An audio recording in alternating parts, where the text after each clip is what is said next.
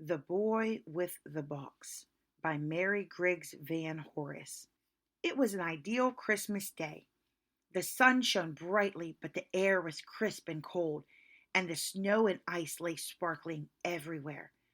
A light wind the night before had swept the blue, ice-bound river clean of scattering snow, and by 2 o'clock in the afternoon, the broad bend near Creighton's Mill was fairly alive with skaters. The girls in gay caps and scarfs, the boys in sweaters and mackinaws of every conceivable hue, with here and there a plump matronly figure in a plush coat, or a tiny fellow in scarlet, made a picture of life and brilliancy worth of an artist's finest skill. Tom Reynolds moved in and out among the happy throng with swift, easy strokes, his cap on the back of his curly head and his brown eyes shining with excitement. Now and again he glanced down with pardonable pride at the brand new skates that twinkled beneath his feet. Jolly Ramblers. Sure enough, jolly Ramblers they were. Ever since Ralph Evans had remarked with tantalizing toss of his handsome head that no game fellow would try to skate on anything but jolly Ramblers, Tom had yearned with an inexpressible longing for a pair of these wonderful skates. And now they were his, and the ice was fine, and the Christmas sun was shining. Tom was rounding the big bend for the 15th time when he saw, skimming gracefully toward him through the merry crowd, a tall boy in a fur-trimmed coat, his handsome head proudly erect. "That's Ralph Evans now," said Tom to himself. "Just wait till you see these skates, old boy, and maybe you won't feel so smart." And with slow, cautious strokes he made his way through the laughing boys and girls to a place just in front of the tall skater, coming toward him down the broad white way. When Ralph was almost upon him, Tom paused and in conspicuous silence looked down at his shining skates. "Hello," said Ralph, good-naturedly, seizing Tom's arm and swinging around. Then, taking in the situation with a careless glance, he added, "Get a new pair of skates for Christmas."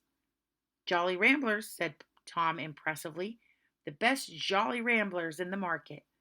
Ralph was a full half head of the taller, but as Tom delivered himself of this speech with his head held high, he felt every inch as tall as the boy before him. If Ralph was deeply impressed, he failed to show it as he answered carelessly, "Huh, that so? Pretty good little skates they are, the Jolly Ramblers." "You said no game fellow would use any other make," said Tom hotly. "Oh, but that was nearly a year ago," said Ralph. "I got a new pair of skates for Christmas, too," he added, as if it just occurred to him. "Clubhouse skates, something new in the market just this season. Just look at the curve of that skate, will you?" he added, lifting a foot for inspection. "And that clamp that you couldn't shake off if you had to. They're guaranteed for a year, too, and if anything goes out, you get a new pair for nothing. 3.50 they cost, at Mr. Harrison's hardware store. I gave my Jolly Ramblers to a kid about your size. A mighty good little skate they are." And with a long, graceful stroke, Ralph Evans skated away. And it seemed to Tom Reynolds that all his Christmas joy went skimming away with him. The sun still shone, the ice still gleamed, the skaters laughed and sang, but Tom moved slowly on, with listless, heavy strokes. What was the use of Jolly Ramblers when Ralph Evans had a pair of clubhouse skates that cost $1 more, had a graceful curve and a faultless clamp, and were guaranteed for a year? It was only 4 o'clock when Tom slipped his new skates carelessly over his shoulders and started up the bank for home. He was slouching down the main street, head down, hands thrust deep into his pockets, when, on turning a corner, he ran plump into a full moon. Now I know it is rather unusual for full moons to be walking about the streets by daylight, but that is the only adequate description of the round, freckled face that beamed at Tom from behind a great box held by two sturdy arms. "That came pretty near to being a collision," said the owner of the full moon, still beaming, as he sat down the box and leaned against the building to rest a moment. "Nobody hurt, I guess," said Tom. "Been down to the ice?" asked the boy eagerly. "I could see the skaters from Patton's store. Oh, I see, you got some new skates for Christmas. Ain't they beauties now?" And he beamed on the despised Jolly Ramblers, with his heart in his little blue eyes. "A pretty good little pair of skates," said Tom, in Ralph's condescending tone. Good. Well, I should guess yes, and Christmas ice just made o' purpose. In spite of his ill humor, Tom could not help responding to the warm interest of the shabby boy at his side. He knew him to be Harvey McGinnis, the son of a poor Irish widow who worked at Patton's department store out of school hours. Looking at the great box with an awakening interest, he remarked kindly, "What you been doing with yourself on Christmas Day?" "Want to know, sure enough?" said Harvey, mysteriously, his round face beaming more brightly than ever. "Well, I've been doing a Santa Claus act down at the Patent store. About a week ago," he went on, leaning back easily against the tall building and thrusting his hands down deep into his well-worn pockets. "About a week ago, as I was cleaning out the storeroom, I came on 3 big boxes with broken dolls in 'em. Beauties they were, I can tell you. That Lady June in a blue silk dress, the Lady Clarabelle in pink, and the Lady Matilda in shimmering white. Nothing wrong with them either, only broken rubbers that put their giants out of whack and set their heads rolling this way and that. They could be fixed in no time, I says to myself, and what a prize they'd be for the kids for sure. For Mom and me had racked our brains in considerable how we'd scrape together the money for Christmas things for the girls. So I went to the boss and I asked him right out what he'd charge me for these 3 ladies just as they was. And he says, 'Jimmy,' he says, I've told him me name a dozen times, but he always calls me Jimmy. 'Jimmy,' he says, 'if you'll come down on Christmas Day and help me take down the fixins and fix up the store for the regular trade, I'll give you the dolls for nothing,' he says.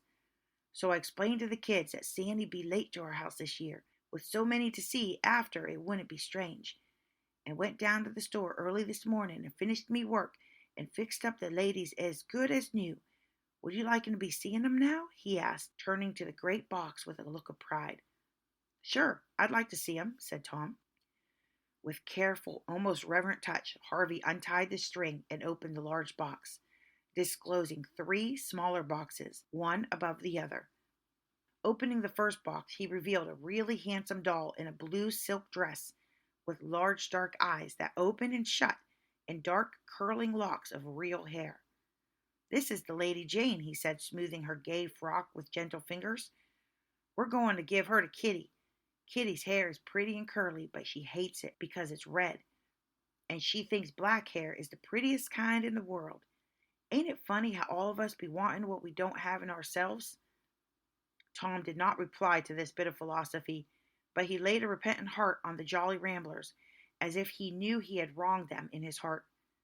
"That's as handsome a doll as I ever saw, and no mistake," he said. Pleased with this praise, Harvey opened the second box and disclosed the Lady Matilda with fair golden curls and a dress of shimmering white. "The Lady Matilda goes to Josephine," said Harvey. "Josephine has black hair, straight as a string, and won't she laugh, though, when she sees them fetching yellow curls?" "She surely ought to be glad," said Tom. The Lady Clarabelle was another fair-haired lady in a gown of the brightest pink. "This here beauty's for the baby," said Harvey, his eyes glowing. "She don't care if the hair's black or yellow, but won't that stunning dress make her eyes pop out?" "They'll surely believe in Sandy when they see those beauties," said Tom. "That's just what I was saying to Mom this morning," said Harvey. "Kitty's had some doubts. She's almost 9. But when she sees those fine ladies, she'll be dead sure Mom and I didn't buy 'em.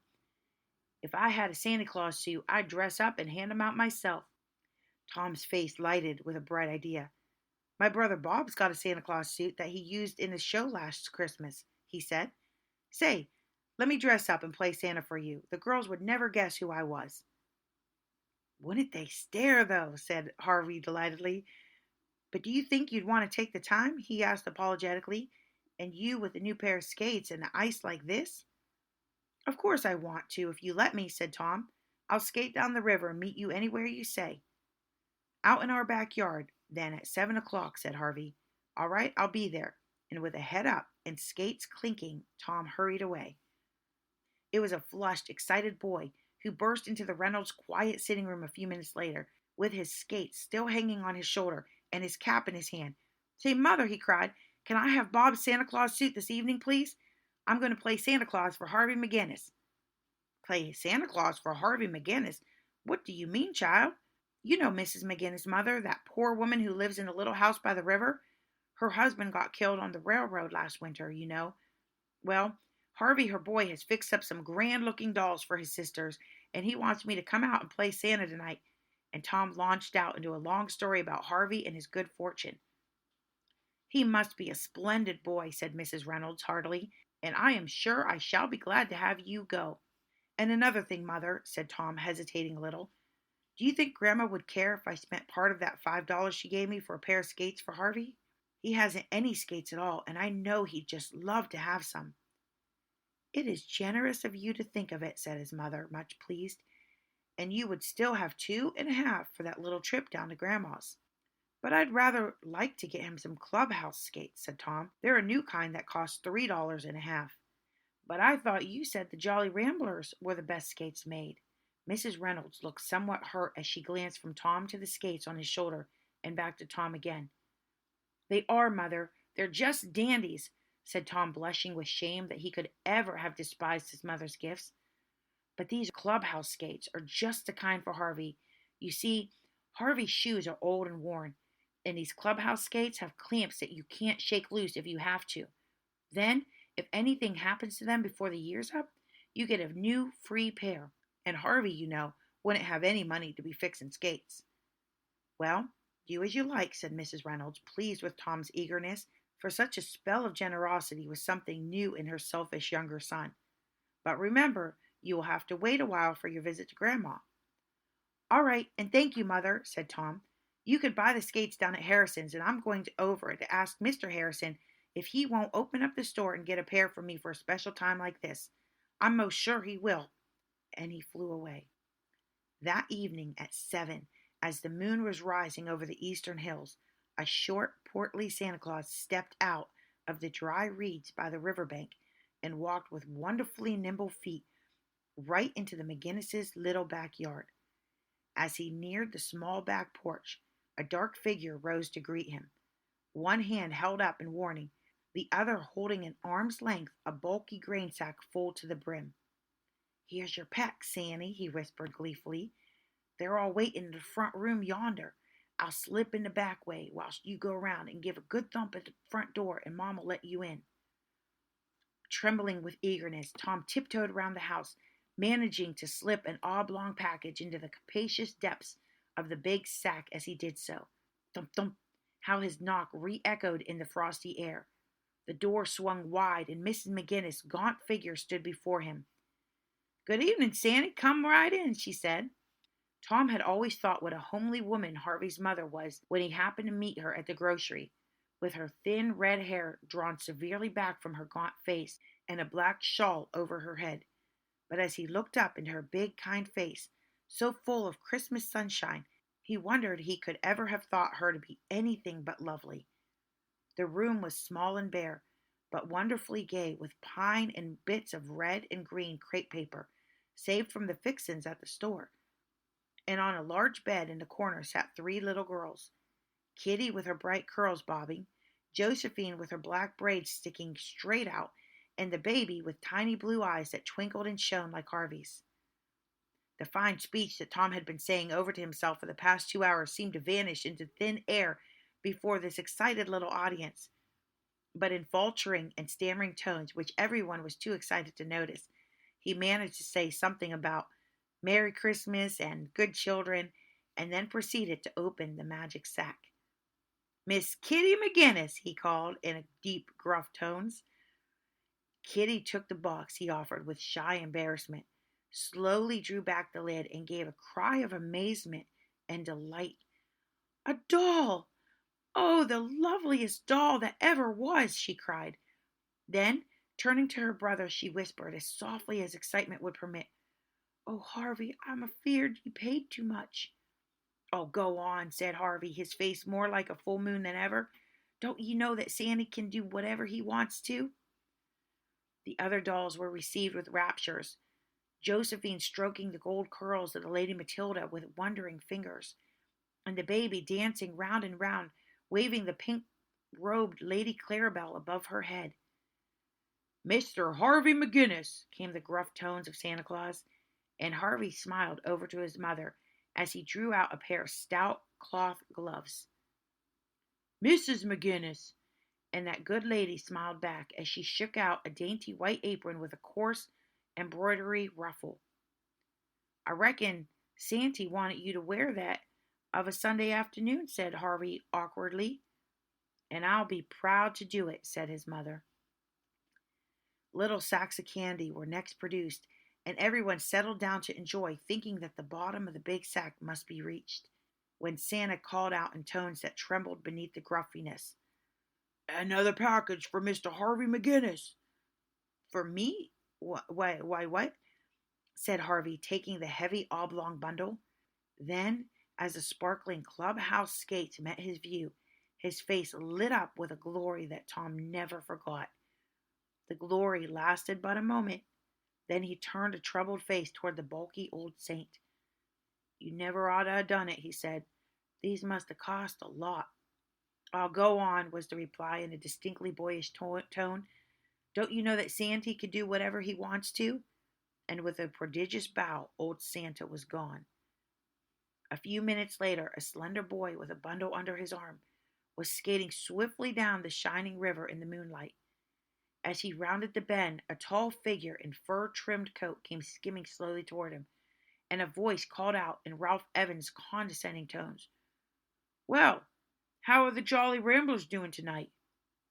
But the answer this time was clear and glad and triumphant. "The best in the world," said Tom, "and isn't this the glorious night for skating?" The end.